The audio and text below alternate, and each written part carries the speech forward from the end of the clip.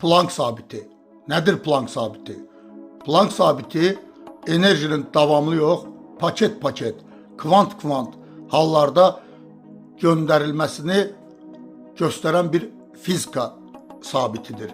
Planck sabiti niyə bu qədər vacibdir?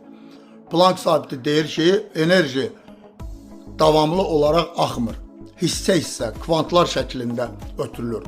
Bu fikir klassik fizikanı dağıtdı. Tarixi mənası.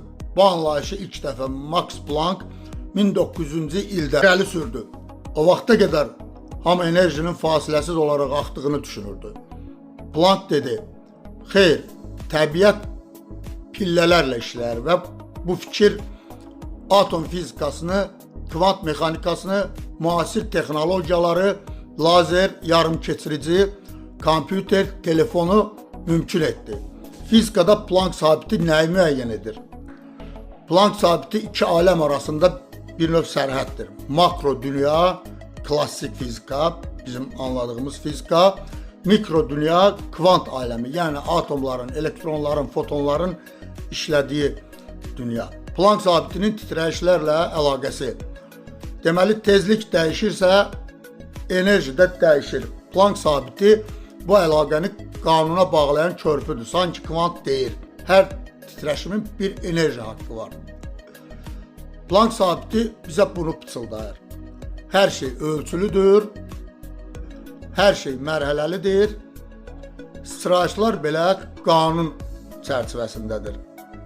Planck sabiti kainatın ən kiçik ölçüdə belə nizamla işlədiyini göstərən bir rəqəmdir. Planck sabiti zamanla necə əlaqələndirilir? Planck sabiti zamanı ölçmür, amma bunu deyir.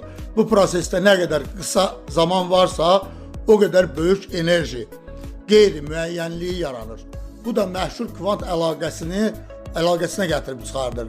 Yəni zaman, enerji, qeyri-müəyyənlik. Sadə dillə desək, nanosaniyə sadəcə qısa vaxtdır.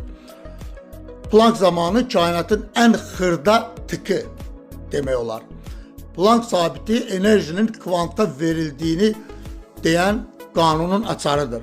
Planck sabiti zaman deyil, zamanla enerjini bağlayan əsas kvant ölçüsüdür. Gəldik videomuzun sonuna. Öz başa düşəcəyimiz sadə dildə Planck sabitini necə izah edeyim? Bax, bu işığı biz görürük, bu daimi yanır. Amma əslində o daimi yanmır. O, əgər biz onu sürətlə azatsaq, asta tempdə onu görə bilsək, o daima yanıb sönür. Bütün işıqlar belədir. Yanıb sönür, daima yanmır. Bax, bunu izah edir. Piksel şəklində. İnsan ömrünü, 70 illik insan ömrünü Planck sabiti ilə müqayisə eləsək, bir fəlsəfi baxış olaraq təxmin ortaya belə bir şey çıxır. Bir saniyə 1 milyard şəkildən ibarətdir. Bir saniyə 1 milyard şəkil, 70 il insan ömrü.